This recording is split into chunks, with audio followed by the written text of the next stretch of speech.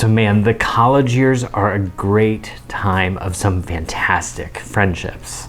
I mean, you've got some great friends now, and you're probably going to stay in touch with some of them in the years to come.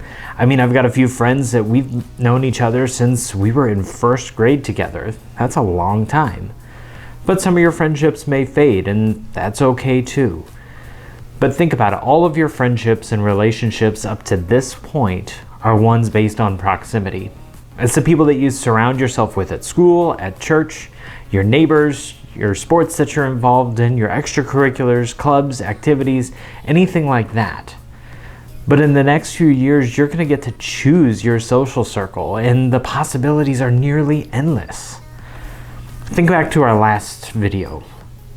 We talked about setting a vision, and that's just as important when it comes to relationships and friendships as it is for your goals over the next few years.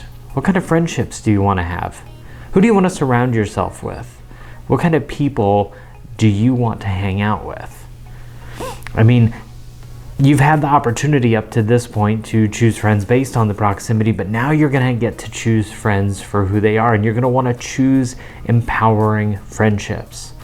But what is an empowering friendship? Empowering friendships encourage you and give you a push when you need it to make you try a little harder or do a little more. Hold you accountable to things. They challenge you when you need a course correction, when you're doing something kind of stupid. And they celebrate you. They celebrate when you have a win, especially when it comes to a win that involves the vision that you've set for the next few years. So when it comes to your friendships, it's all about your circle of influence. So how do you want to be influenced? So now in this next stage of life, not only are friendships going to be formed, but so will relationships. And yes, I mean those kinds of relationships. You have to set a vision for those too. I mean, have you ever stopped to ask the question, why do you want to date?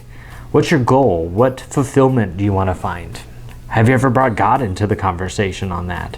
What has He laid on your heart as goals both inside and outside of dating and when it comes to relationships? What do you want the outcome of your next or your first dating experience to be? If you haven't wrestled with these questions, now's the time as you get ready to go into this next stage of life. Talk to your parents about it. They no doubt have dreams for you in this area. Talk about it together. Students, hear your parents out and ask them questions about their experiences. Parents, answer those questions as openly and honestly as you can, and hear your students out on what their dreams are. Wrestle with this conversation together, and most importantly, pray about this together because it's a big deal. So from my perspective, the purpose of dating is to discover who it is that God wants you to marry. It's a time for you to honor God while getting to know another person. It's also a time for you to learn the skills that you'll need for a healthy marriage later on. God's will is for you to become the person He wants you to be, not for you to be obsessed with finding the one in the next few years. The central purpose of your young adult years shouldn't be to find the one. This is a time of personal growth for you while you get to know another person and grow closer in your relationship with God at the same time. So the choices you make in the next few years on how you engage someone of the opposite sex will either prepare you for or set you back on a healthy relationship down the road. So a good practice is to have some healthy boundaries. And obviously the first is going to be a physical boundary. Now I know that's awkward, and I know it probably feels awkward me talking about this, but I want to treat you like an adult. When we think of physical boundaries in relationships, our brains immediately jump to no sex. But it's more than that. Ephesians 5:3 says, "But among you there must not be even a hint of sexual immorality, for these are improper for God's people." Not even a hint. Now, I'm not going to tell you where to draw the line in the sand because you know where that is for you. But keep in mind, it says not even a hint. You will absolutely never regret having not gone further with a past girlfriend or boyfriend. You will never look back and think, man, I wish I would have done more. If anything, you will wish that you had done less. So setting a physical boundary for yourself is going to be a good start. So next is going to be emotional boundaries, but what are these? Well, I mean, to start, this is somebody that you're just now getting to know, right? So don't go sharing your deepest, darkest secrets with them up front. Don't let them become your hope and your reason for living. Don't get so close to them that you feel like you couldn't go on without them. Don't feel like you have to ask permission to do things or to schedule things with other people or for yourself. Give yourself space to be you and allow them space so that they can be who they are as well. And finally, don't play married. Now, what does this mean? It means don't submit to each other like a married couple. Don't live together. Don't mix your finances. You'll be thankful that you didn't, and your parents will be as well. Don't go on vacations together. Don't call each other's parents mom and dad. It's easy to start down this train of thought of, well, we're going to be together forever, so why not live together? Why not mix our finances, go on vacations together, have sex, call their parents mom and dad?